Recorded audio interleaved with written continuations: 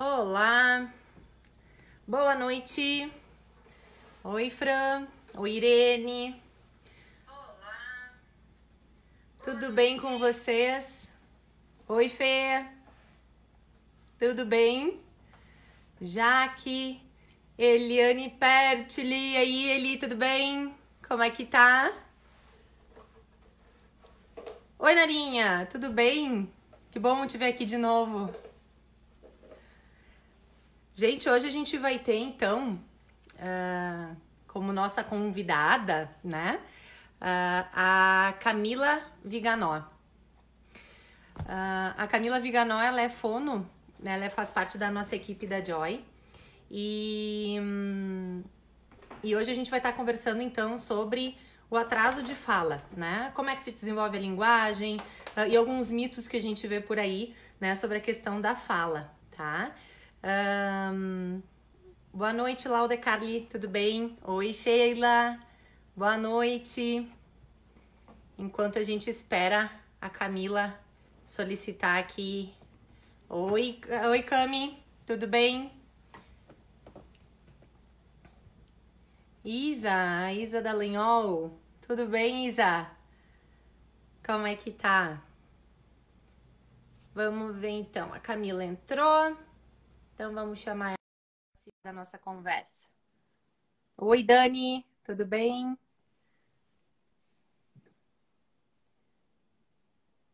Vamos aguardar aí a conexão da Camila. Oiê! Olá, E tudo bem? aí, como é que tá? Tudo certo, tudo certo. E aí? Bom, que linda que tá! Obrigada! Gente, então essa é a Camila Viganò. Ela é fono, né? Ela é uma das fonos da equipe da Joy. Ela é coordenadora de equipe também, desde o início do ano, né? Ela e a Camila Pedron, que é a fisioterapeuta. Então, as duas estão agora na frente da coordenação da equipe para poder ajudar na dinâmica toda dos atendimentos, com os pais, com as crianças, com os terapeutas, né? Então, são aí meu braço direito. O Marina, a Andressa, oi, gurias, Oi, Rafa, meninas a mãe do Pedro, a do Renata, tudo Pedro. bem? Boa noite. Obrigada. Obrigada. A Marina daqui a pouco vai ser outra, né? Profissional da equipe que vai estar participando Uhum. com a gente. E temos bastante coisa aí para a gente poder contribuir aí com todo mundo. Então, eu gostaria Boa só... noite, Carol. A Carol não perde numa, né? Vamos começar, então, o nosso bate-papo? Vamos. Vamos. Aham. Então, eu gostaria que tu te apresentasse, me falar toda a formação. Uhum. Eu sou a Camila, sou fonoaudióloga, formada há 7 anos. Eu me formei bem novinha. Mentira, né? A gente não consegue esconder por muito tempo a idade. Mas eu tenho especialização em audiologia e em distúrbios da fala e linguagem. Nesse meio tempo, né, nesses 7 anos, eu atuei na área de audiologia, de disfagia e concomitante a todas essas áreas, eu sempre atuei na área de fonoterapia. Olha só, tem gente tentando revelar a minha idade aí, mas não acertou.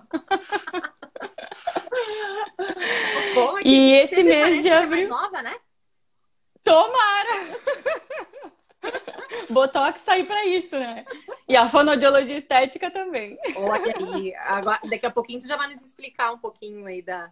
Já vou falar um pouquinho das áreas. Isso. E esse mês de abril, né, eu comemoro até o Giovanni errou a minha idade aí, ó. Comemoro 1 ano de Joy, né? A gente Ah, fez 1 ano de Joy esse ano, que coisa esse mês de boa, abril. né? Parece que faz Aham, um tempão, né, Cami? é verdade. Parece Aham. que a Camila tá lá na clínica já assim desde o início. Sim. Que bom. Cami, então vamos fazer assim, ainda tem muita dúvida, né, sobre o que é um fonoaudiólogo, qual é o trabalho de um fono, Uhum. e quais as áreas que o fono pode estar atuando. Como que um fono pode estar auxiliando, então, as pessoas de um modo geral? Tá. A fonoaudiologia, ela é realmente uma profissão bem nova, né? Ela foi regulamentada por legislação em 1981. Então, muita gente não conhece mesmo tudo que um fono pode fazer, ou às vezes a gente cansa de ouvir a pergunta, fono o quê? Então, a gente tem que explicar o que fonoaudiólogo é, porque realmente a gente é uma profissão nova ainda, né? Ainda as pessoas conhecem mais fono do que TO, É né? verdade, do Quando que eu TO. quando eu conheci meu marido, né? Eu disse, sou terapeuta ocupacional. Aí ele teve que ir pro Google, né? Foi pro banheiro. Que é isso? A maioria das pessoas não sabe o que faz um terapeuta ocupacional, né? E assim era Sim. muito pouco tempo com a fono, né? E ainda tem muito disso. É Alex, verdade. pode enviar pergunta, viu? Pode enviar. E aos pouquinhos a gente vai respondendo algumas perguntas, tá? E aí, cara? Então, quando eu entrei na faculdade, eu também não me dei conta e não sabia de todas as possibilidades de atuação que um fonoaudiólogo podia ter, né? E aos pouquinhos a gente vai descobrindo. Atualmente, o Conselho Federal de Fonoaudiologia, ele reconhece 12 especialidades. Então, a gente tem muito campo de atuação, né? Então, a gente tem as mais conhecidas ali, eu vou citando por ordem, mais ou menos, né? Mas as primeiras que eu selecionei ali são as mais conhecidas. Então, a gente tem a audiologia, né? Que compreende tanto a audiologia clínica quanto a audiologia ocupacional. A gente tem a linguagem, a área da voz, a área da fluência, né? Que trabalha com os transtornos de fluência, gagueira. A gente tem a área da motricidade orofacial, a área da disfagia, fonoaudiologia educacional, né, que é o profissional inserido na escola. A gente não faz atendimento clínico dentro da escola, mas a gente consegue estar inserido em diversas etapas da escola, desde o planejamento pedagógico até participação em oficinas e tudo mais, né? Se todas as escolas tivessem, né, todas, multidisciplinar e verdade, para poder dar um apoio, né, para crianças que precisam. Sim.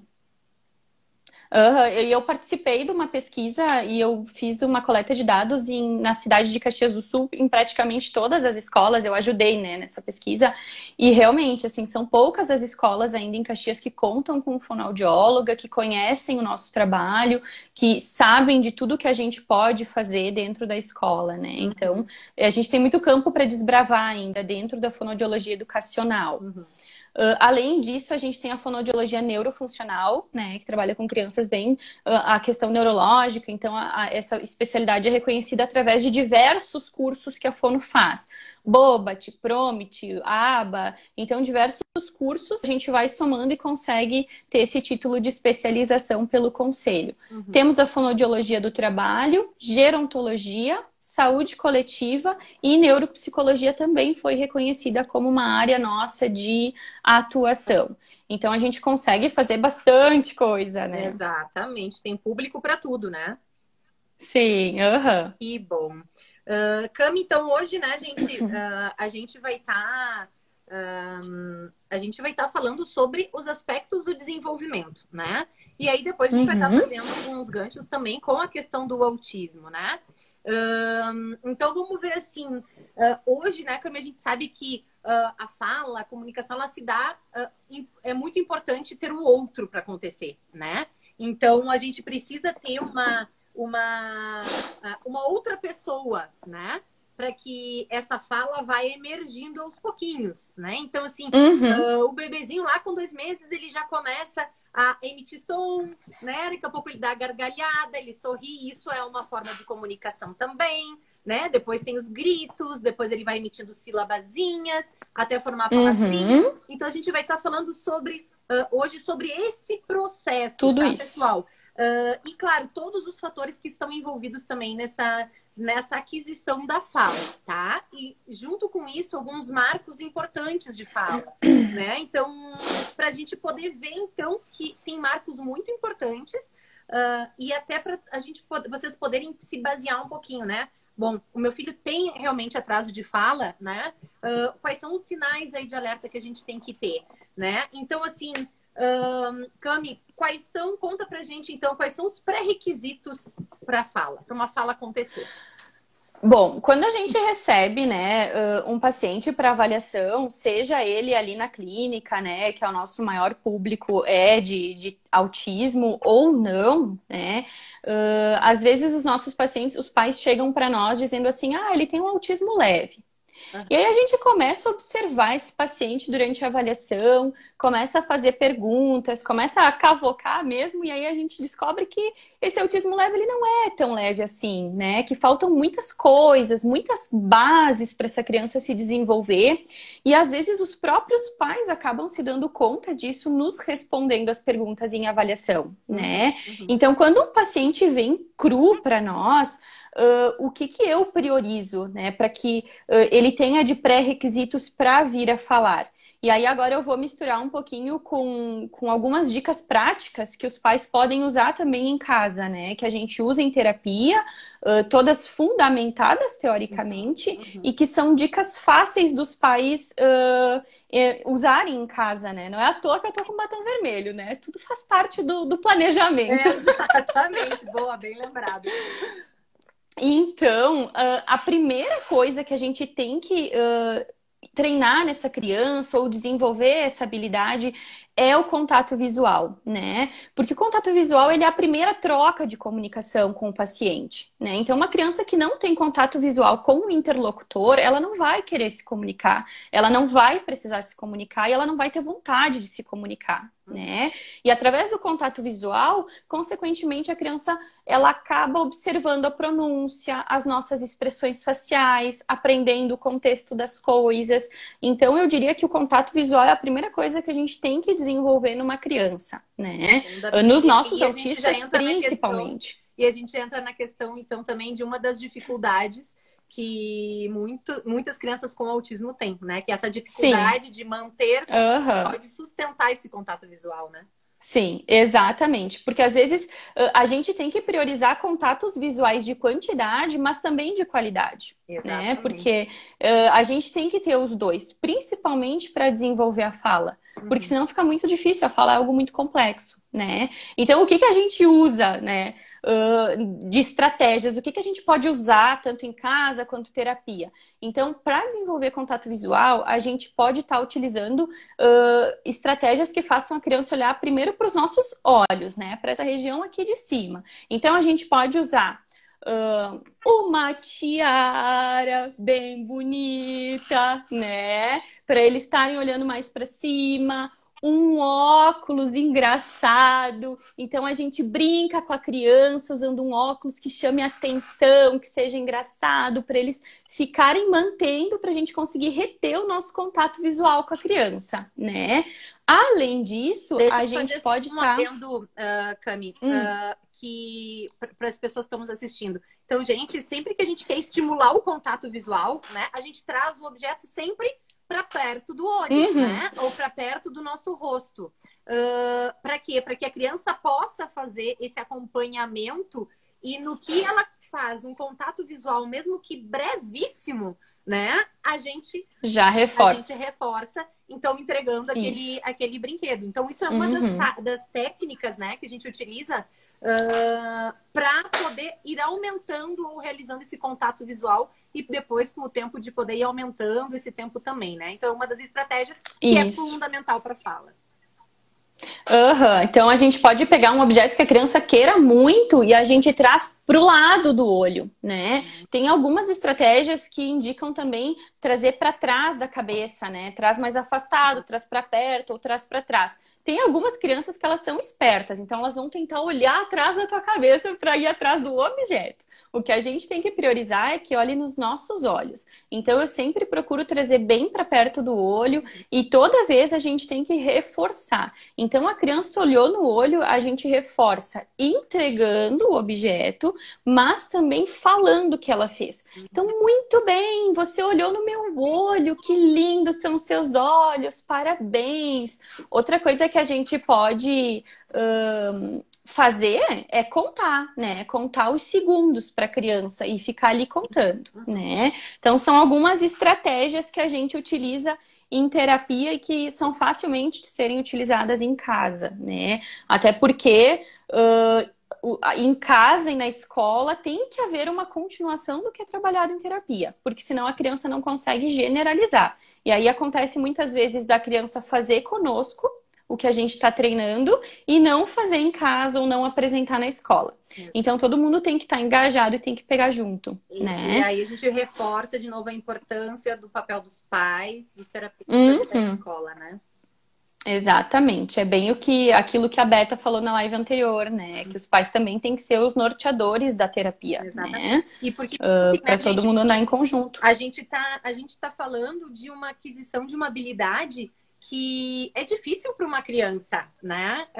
Poder desenvolver, né? Quando a gente está falando em crianças com do espectro autista e que tem especificamente essa dificuldade, né? Então, assim, imagine, ela vai fazer fono 2 vezes por semana, 3 vezes por semana, e ela só vai ser estimulada a fazer isso em alguns momentos da terapia. Só que aí na escola e em casa, o resto todo da semana, ela não é estimulada olho no olho, né? Então, olha a quanto tempo se leva, vai levar essa criança para poder adquirir essa habilidade, né? É diferente quando ela vai estar sendo estimulada a todo momento, indiferente do local que ela estiver, com quem ela estiver e do que ela estiver fazendo, né?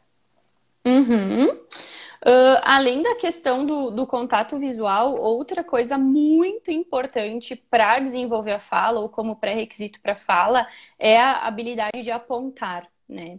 É fundamental a habilidade de apontar, porque se a criança não tem nenhum meio de se comunicar, os comportamentos inadequados eles vão surgir e vão ser exacerbados, né? Porque ela precisa chamar atenção em algum momento para alguma coisa que ela quer, né? Então, a questão do apontar, ela também vai auxiliar a criança na relação dela com o interlocutor. Por que que eu digo isso de relação com o interlocutor? Principalmente as crianças com TEA, eles se dão muito bem na relação com o ambiente. Então, as crianças, elas têm uma autonomia que é surpreendente. Se elas querem o biscoito, elas vão pegar o banquinho, elas vão subir no banquinho, elas vão escalar o armário e elas vão pegar o biscoito. E por um lado, essa autonomia é ótima, a gente busca autonomia nas crianças. Mas a fala também tem que vir junto, né? Então, a gente também tem que buscar isso. Então, o que eu indico sempre em casa? Não deixar tudo ao alcance da criança. A gente também não pode esconder, porque também ele não vai ver o que ele quer, ele não vai ter desejo de comunicar. Mas, por exemplo, deixa os brinquedos mais no alto, deixa as comidas que ele gosta num pote transparente em cima da geladeira. E aí a gente começa a estimular o apontar. Então, a gente começa com o apoio total, depois a gente vai só dando os apoios parciais, então só direcionando um pouquinho, só dando um toque no braço. E aí, o que a gente treina? Primeiro, com apoio total, a gente treina encostando diretamente no objeto. E, gente, depois a gente vai treinando as distâncias. Posicionar realmente a mãozinha da criança, né? Então, assim, isso, é bem total mesmo. Vocês vão ter que fechar os dedinhos e segurar o dedinho dela, né? Esticadinho e tocar no objeto que ela quer, para vocês poderem então dar o objeto que ela quer após esse toque. E a tendência é que a criança vá diminuindo esse apoio. Então, daqui a pouquinho, vocês vão precisar somente ajudar com o punho ou ajudar no cotovelo, só dando aquele estímulo, né, tátil, para que ela possa realizar até que a criança consiga fazer de uma forma independente. Isso é muito importante para a comunicação. Sim, até porque se a gente não começar com apoio total, a criança vai fazer muito o que a gente chama de mão-ferramenta. Então, é levar a mão dos pais até o que ela quer. Isso não é comunicação, isso não é funcional, né? Então, a gente vai tendo que modelar o apontar. Outra estratégia bem divertida para estimular esse movimento de apontar, a gente pode fazer o que a gente chama de botão mágico. Até tô com ele aqui, ó, desenhei ele na mão. Então, dentro de uma brincadeira com a criança, então a gente tá lá fazendo cosquinha. Tic, tic, tic, tic, tic, tic, tic, tic. E aí a gente diz: olha, agora tem um botão mágico. Se você quiser continuar, você tem que apertar o botão. Faz mais um pouquinho de cosquinha e para. E aí mostra o botão. E aí a criança vai lá e aperta. Porque hoje em dia as crianças já nascem sabendo apertar o touch de um celular, um controle remoto. Então isso já vai estimular com que a criança faça o movimento de apontar. E aí a gente reforça, muito bem, você apontou, e aí começa a brincadeira de novo. Então a gente tem diversas estratégias que a gente pode estar ensinando e utilizando junto com os pais, né? Depois da etapa... Pode continuar, Pode falar. Não, eu Tá. tava dizendo... Depois da etapa... algumas contribuições, assim, dizendo que o filho, né? Meu filho tem 1 ano e 8 e não fala, né? Sim. E a gente daqui a pouquinho eu tava vai estar olhando ali. falando, gente, sobre os marcos no desenvolvimento, né? Isso. Meu filho tem 2 anos e 8 meses e não junta palavras, fala poucas palavras, né? O que dá para indicar? Então, isso daqui a pouquinho, um filho de 1 ano e 10 meses que não emite, não fala, emite só algumas sílabas. Não fala, né? Eu tava olhando ali. Oi, pessoal de Fortaleza, que legal! Sejam legal! Que bom! 2 e 7 não fala nada, então a gente tem bastante gente aí que tem dúvida, né? Sobre essas questões, assim. Eu vi ali uma pergunta, eu vou pular um pouquinho a ordem dessas perguntas, porque elas vão ser respondidas daqui a pouco, né? Mas tem a Fernanda, ela perguntou assim, falar muito com a criança atrapalha? Dependendo sim, tá? Quando a gente quer treinar habilidade ou ensinar a fala, a gente tem que ter palavras mais objetivas. Então, em vez da gente pegar, eu vou usar aqui o meu amigo aqui. Em vez da gente pegar o boneco e dizer, olha que lindo esse boneco, ele usa óculos, ele tem olhos azuis, olha a boca dele, que grande. A gente está bombardeando a criança de informações, né? Se a criança não fala nada ou não consegue programar uma fala, vai ser muito difícil para ela receber tudo isso de informações. Então, o que é indicado? A gente vai brincar. Boneco. Daí a gente emite uma onomatopeia. O boneco. Aí depois, cabelo.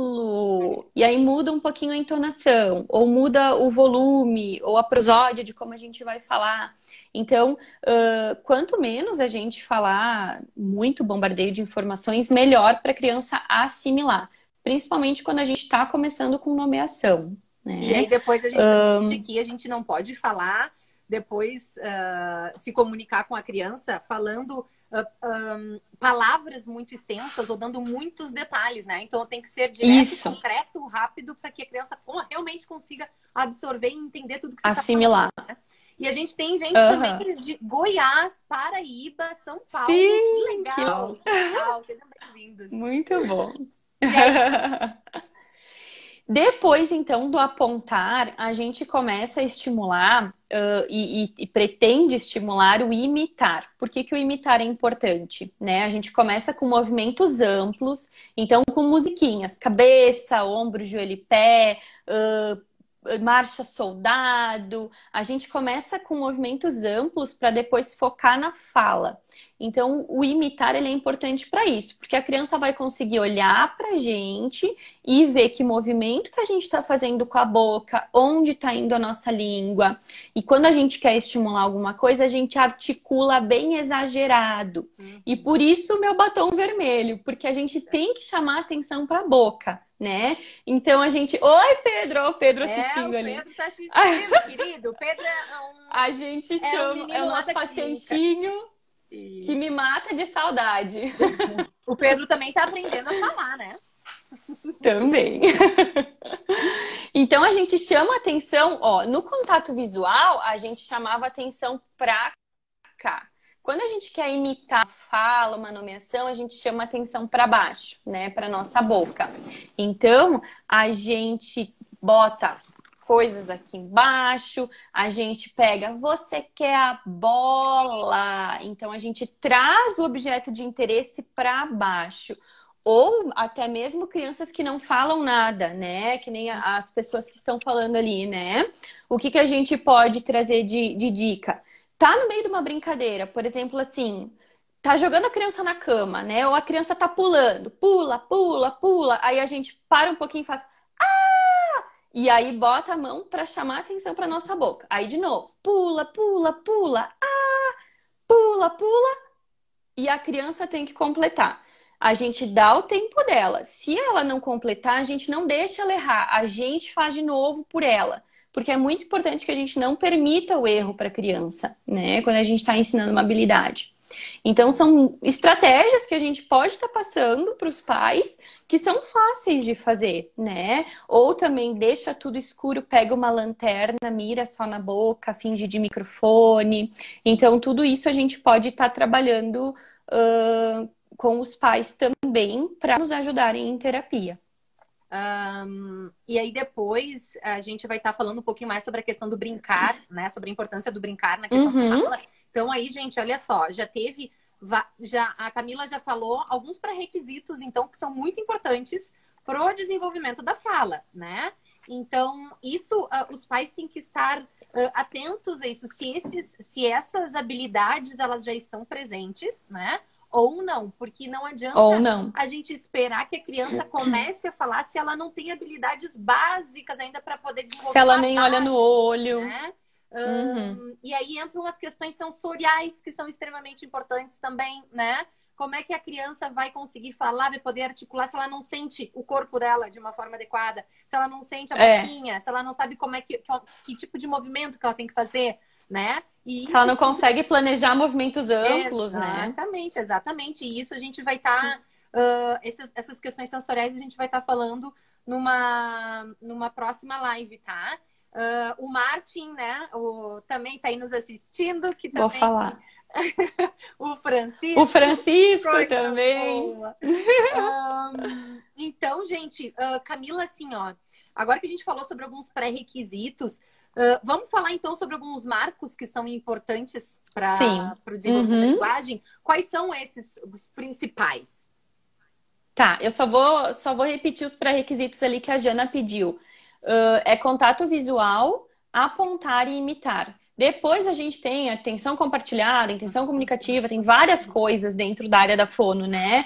Mas se a criança é crua, não fala nada, e principalmente está dentro do espectro, a gente tem esses 3 pilares que eu considero muito importantes de serem trabalhados. E a questão da intenção comunicativa, né, Cami, ela é muito importante, porque como é que uma criança vai se comunicar se ela não tem intenção de se comunicar? Se ela não tem intenção. Exatamente. E para isso a demanda tem que ser motivadora, né? Que depois a gente vai falar na parte do brincar. Por isso que qualquer terapia e qualquer estímulo que os pais dão em casa, ela tem que ser estimuladora para a criança, tem que ser estimulante. A criança tem que gostar, né?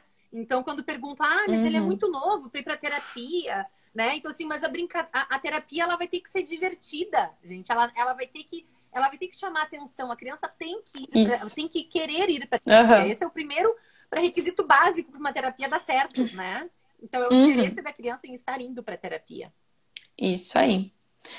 Em relação aos marcos do desenvolvimento da linguagem, a gente tem uma diferença, né? Linguagem e fala. Vou começar com o desenvolvimento da linguagem, depois a gente fala dos sonzinhos, né? Só explica assim pra gente o que é fala e o que é linguagem. A linguagem é conceito, né? Então é o conceito mesmo. Agora eu vou falar os marcos do desenvolvimento e vocês vão entender direitinho o que é linguagem. E a fala é som, né? A produção do som é o fonema, específico fonema, né? Mas a linguagem é os conceitos comunicativos. E Lúria já dizia para nós, né? Para estar exposto à língua é o pré-requisito mínimo para a aquisição da linguagem, né? Então a gente tem que estar exposto, a gente tem que ter um ambiente estimulante, então a gente tem que ter pais que conversem com a criança, né? A gente tem que ter essa participação, né? Porque às vezes a gente tem pais que têm um perfil mais quietinho, mas vai ter que conversar. E aí, essa conversa, ela inicia a partir da 20ª semana de gestação. Porque a partir da 20ª semana de gestação, o sistema auditivo já está formado e o bebezinho já é capaz de ouvir os sons dentro da barriga da mãe. Então, não é besteira quando a gente vê as pessoas falando com a barriga. É muito importante conversar com a barriga, tanto pai quanto mãe, ouvir musiquinhas, né, na barriga. E é por isso que às vezes a gente vê aqueles vídeos que o bebê nasce, começa a chorar, ouve a voz do pai e dá um sorriso, né? É porque ele já reconhece, ele já recebe esses estímulos desde a barriga da mãe. né? E aí, de 1 a 3 meses, como é que ele se comunica? Através do choro, e aí a mãe começa a interpretar o choro da criança. Então a gente tem o choro de fome, o choro de sono, o choro de dor, e aí a mãe começa a identificar esses códigos de linguagem, né? Por isso que são códigos, a linguagem é código, né? Ali aumenta ali uns 2 meses, 3, a criança já dá sorrisos quando alguém fala com ela, né? Então, e aí a gente tem o balbucio. E aí o que acontece com o balbucio? Até os 3, 4 meses, o balbucio, ele é uma atividade reflexa da criança. Então a criança, ela tá sentindo a garganta, a língua, bochecha e acaba saindo som junto. Quando que a gente tem que se preocupar? Quando esse balbucio lá pelos 4, 5 meses ele para de acontecer. Aí a gente pode desconfiar de várias coisas, mas 2 principais, né? Perda auditiva, porque daí a criança não tem mais o feedback auditivo de se ouvir. Então ela já passou daquela fase de experimentação dos órgãos fonoarticulatórios, já não emite mais som. Como ela não se ouve, ela não vai balbuciar mais. Ou aquela questão que muitas mães apresentam, o autismo regressivo, né? Ai, meu filho parou de falar. Então, um bebê que é muito quieto, que só chora ou em situações extremas, mas que não se comunica mais a partir dos 3, 4 meses, a gente já começa a desconfiar de alguma coisa, né? Porque ali pelos 4 a 6 meses, a linguagem vai se transformando no quê? Nos gritos, em emitir alguns sons. Aí ele começa, tem mães que falam que ele começa a inglesar, né? Então ele começa a emitir uns sonzinhos que parece o que ele quer conversar. Então o balbucio deixa de ser reflexo e passa a ser um ato de comunicação mesmo, né? Então é importante a gente ir dando papo para a criança. A gente não vai entender nada do que ela está falando, mas a gente vai continuar conversando com ela e dando significado para todo o sonzinho que ela produz. Depois, ali pelos 7 a 11 meses, ele já emite mais sons, ele repete palavras simples, bate palma, já consegue apontar dentro do desenvolvimento típico, né? Para o que ele quer, dá tchauzinho. Então, esses símbolos, né, de tchau, da palma, também são atos de comunicação, porque alguém pediu e essa criança emitiu uma resposta. Então é importante ficar atento a esses símbolos, né? E sempre estimular também, né? Depois, lá pelos 12 meses, ele já fala as primeiras palavras, ele imita a ação de outras pessoas, ele aumenta a interação verbal, né? Aumenta a execução das ordens quando a gente pede, reconhece o próprio nome. Aí a gente tem lá pelos 18 meses a formação de frases curtas, 2 a 3 palavras, a gente já começa a perceber. Aos 2 anos, o vocabulário já tem cerca de 300 palavras. Olha. Então, alguém que tem 2 anos, 2 anos e meio e que não fala nada, a gente já começa a prestar atenção para um atraso, né? E um atraso bem significativo. Gente, então, aos 3 anos, olha só, olhem a evolução disso, né? Então, ali com 1 ano, e é muito rápido isso, né? Sim, 1 ano, sim. A criança está começando a falar ali as primeiras palavras, até um pouquinho, às vezes antes. Enfim, a gente tem que lembrar que tem uma janela de desenvolvimento, né? Tem umas crianças que vão começar um pouquinho antes e tem outras que vão começar um pouquinho depois. Mas elas têm que estar dentro de uma janela que a gente diz que é uma janela de desenvolvimento, né? Que tudo isso vai se dando de acordo com a maturação do cérebro, né? Então, assim, com 1 ano por ali, elas estão começando a falar as primeiras palavras e com 2 anos elas já estão... Olha o repertório que uma criança de 2 anos já tem que ter, sim, né? Para ela poder começar a formar frases também, né? E aí, ali pelos 3 anos, já é possível entender tudo que a criança fala, embora ela ainda apresente alguns errinhos, né? Por conta de que não se deu a ordem de aquisição dos fonemas completamente. Então, mas a gente ela já consegue se fazer entender. Ali pelos 4 anos, a criança, num desenvolvimento típico, ela já é capaz até de inventar histórias, né? Às vezes eles dão curva na gente, né? Entendem regras de jogo, regras simples, né? Consegue contar, às vezes, o que aconteceu na escola, na festinha, o que comeu na festinha de aniversário do amigo. Uhum. E aí, pelos 5 anos, ele já tem que estar falando corretamente os sons da língua e frases completas. Então, realmente, ele... Cami, pode tem falar. uma pergunta que daí eu não sei se tu quer botar agora, aproveitar agora. Crianças que têm dificuldade de mastigar, atrapalha na fala? Sim, pode atrapalhar, porque quando a criança come somente alimentos pastosos, muito macios, né, já é ofertado tudo pronto para a criança, ou até mesmo por uma questão sensorial, né, que a gente sabe que tem muitos pacientes que têm essa questão da seletividade alimentar com textura, a gente pode estar encontrando, sim, dificuldades. Porque a mastigação, ela vai trabalhar força, ela vai trabalhar lateralização, de bochecha, de língua, vai trabalhar dente. Então, tudo isso a gente precisa para fala. A gente precisa de dente, a gente precisa de língua, a gente precisa de bochecha. Então, sim, dificuldade na mastigação pode trazer obstáculos na fala, sim. Uhum. Até porque acarreta também alterações de motricidade orofacial, né?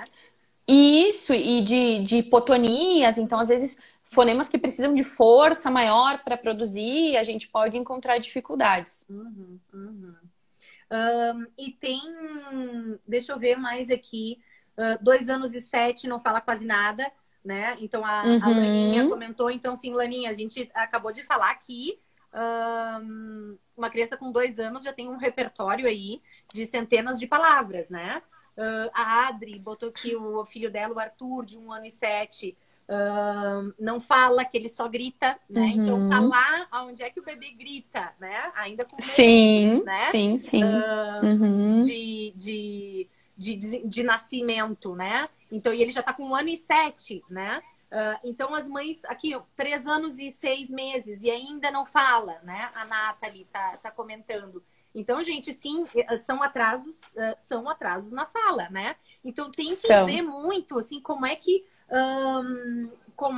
o que o pediatra diz, né? Porque tem... E aí a gente vai ter, assim, pediatras que realmente já encaminham para um atendimento de fono. Né? Assim como tem pediatras que pedem para esperar até os 3 anos para falar, né? Então, assim, se ele não falar com 3 anos, aí vai para fono. Aí, gente, vejam uma linha de tempo, assim, imagine uma linha de tempo na frente de vocês, né? Com 2 anos, a criança já tem que estar falando um repertório, tem que ter um repertório de palavras, já está formando frases curtas. Vocês imaginem uma criança esperar até os 3 anos sem estar falando nada ou praticamente nada. Imaginem esse atraso, porque assim, vai ser muito mais difícil depois de poder correr atrás desse atraso. Então, assim, por mais que não se tenha diagnóstico, e diagnóstico aí não é importante, tem que conseguir identificar que, bom, a fala está atrasada, então nós vamos começar com terapia. Tem que fazer alguma coisa. Exatamente, porque é melhor tu já intervir logo para que esse problema possa ser sanado logo, do que esse problema só ir aumentando, esse atraso só ir aumentando, e depois se precisar de um tempo muito maior para poder correr atrás. Sim, e depois de começar a trabalhar com TOs, eu não consigo mais dissociar, né? Esses casos de atrasos severos, tipo, 2 anos e 8, 2 anos e 10, 3 anos, não fala absolutamente nada. Alguma coisa a mais pode apresentar, né? E geralmente na nossa alguma prática coisa na mais. clínica a gente percebe, né? Que as crianças que chegam ali com atraso de fala, muitas coisas elas ainda têm dessas habilidades básicas de base. Que a gente conversou, né? Que tu já explicou. E questões sensoriais muito importantes. Sensoriais. Então, assim, gente, não adianta só uma criança que tem toda outras defasagens em outras áreas e só focar na fono, porque não vai adiantar. Então, por isso que é muito importante uma equipe interdisciplinar, multidisciplinar, e aí tem que ver quais são as realidades de vocês, para que todas essas possam servir de base de desenvolvimento, onde todas essas habilidades vão estar acontecendo e se desenvolvendo juntas, né? E não somente uma questão, né, em específico. E a gente tem muitos casos que, quando começa com intervenção de TO, organizando essas bases sensoriais, a fala vem vindo, né? E aí é só crescer, né? Então, a Exato. gente tem bastante caso assim. Eu acho que travou, né? A gente tá te escutando, mas só É, travou. mas a minha imagem tá travada, né? Isso. Quer sair, começar e chamar de novo?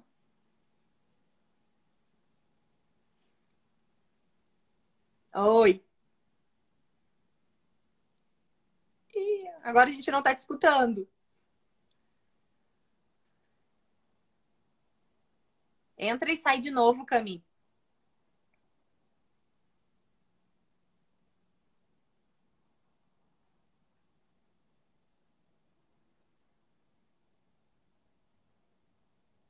Cami. Ela tá me escrevendo aqui dizendo que travou para ela. Sai, desconecta e conecta de novo.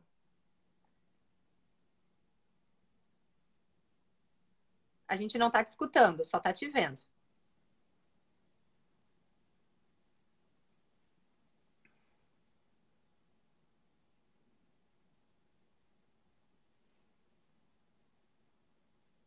Eu posso apertar aqui no X?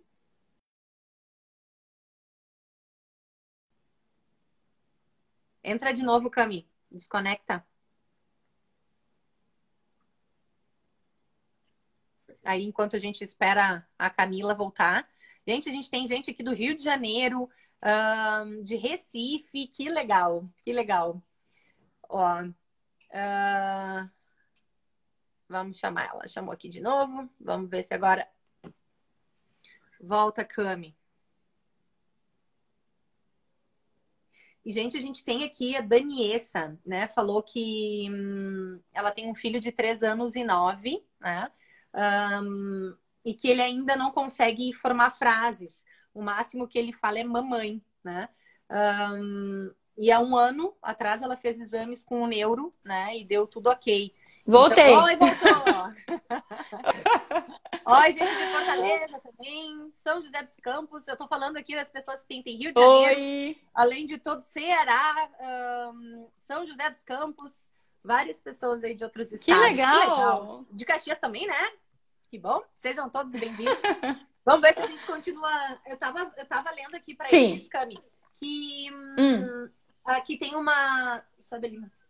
Eu tenho um ajudante aqui, tá, gente? Porque daí ele vai. Meu marido, ele tem um papel fundamental aqui nas lives. Eu não consigo falar, escutar a outra pessoa que tá falando, ler o que as pessoas estão falando, então ele vai botando todo aqui na televisão de casa, pra ele poder ir me ajudando no que estão falando e pra eu poder me organizar, assim.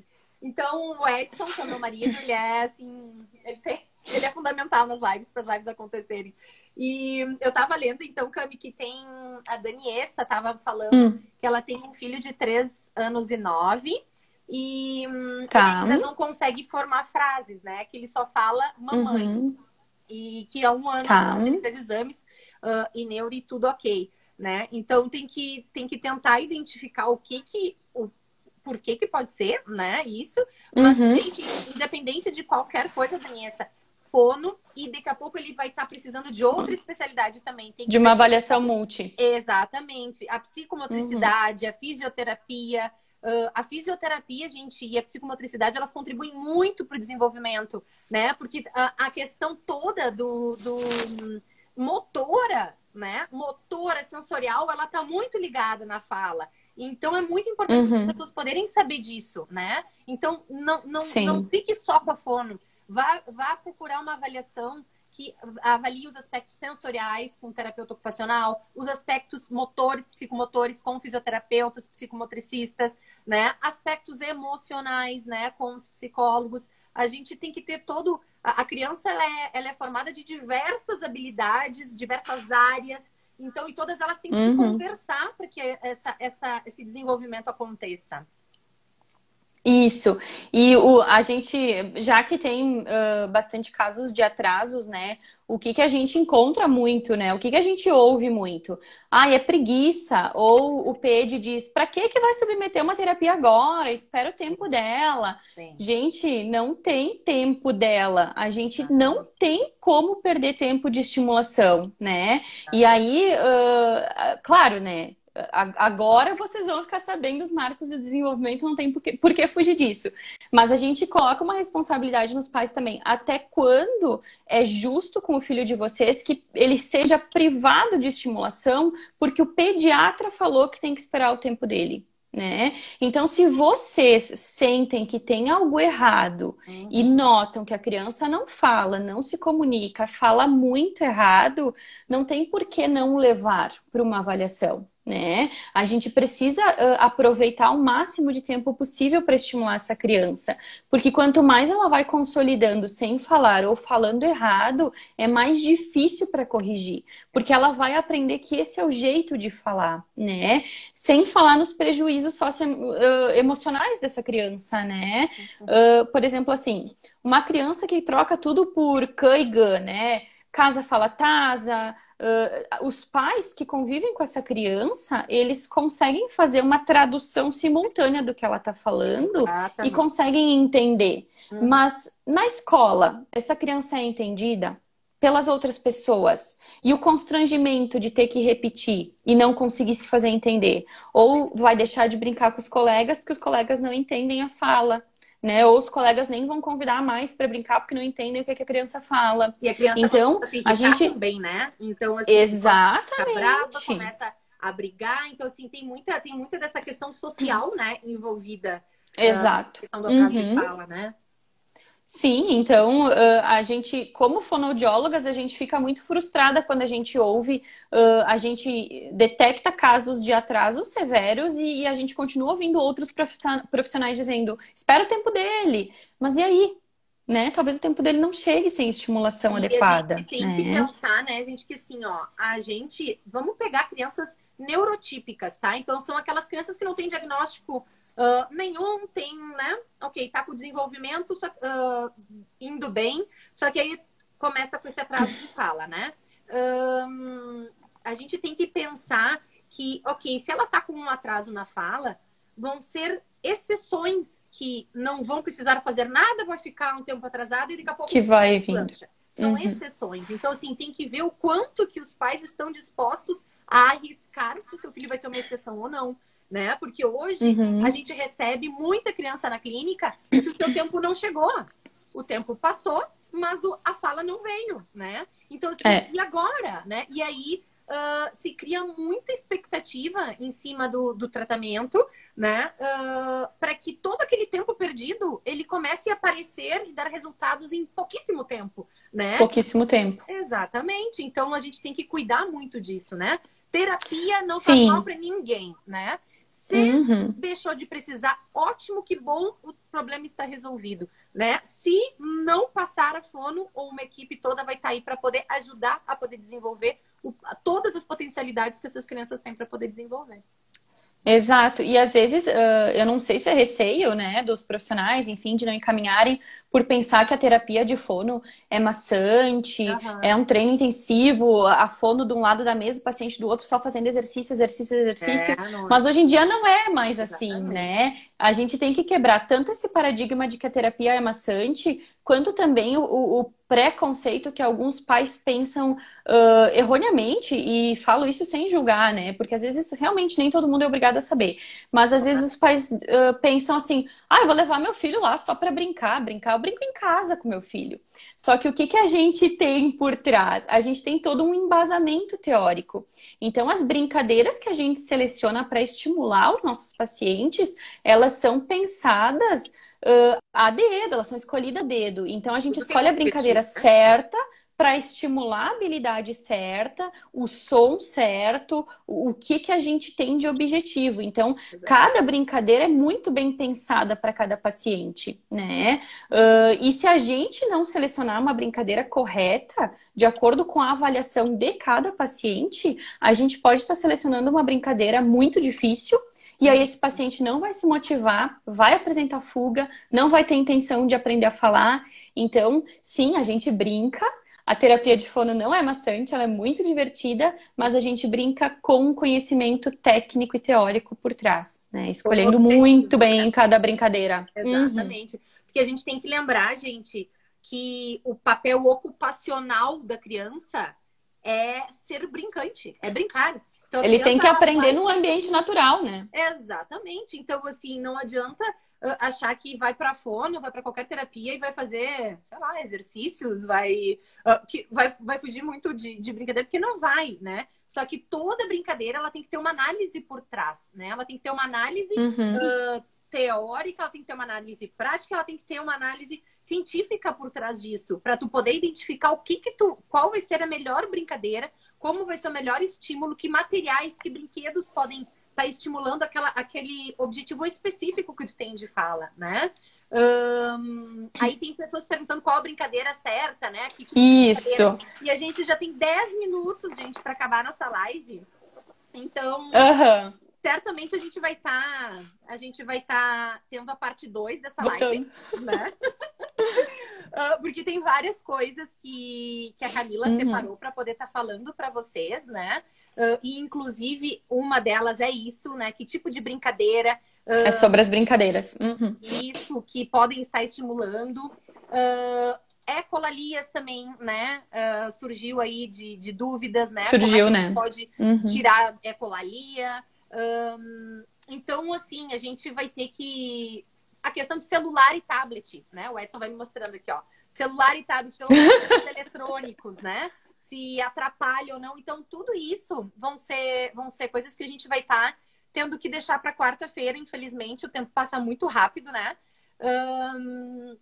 Então, a gente Uma hora é pouco, né? Pois é, né? Passa muito rápido, viu? Uhum.